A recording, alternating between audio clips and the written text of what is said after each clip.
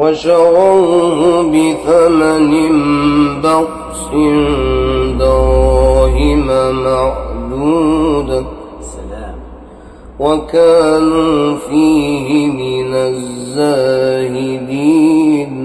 كده دخلنا على الشيخ سيد سعيد.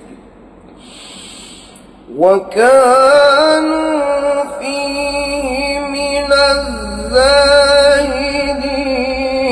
وقال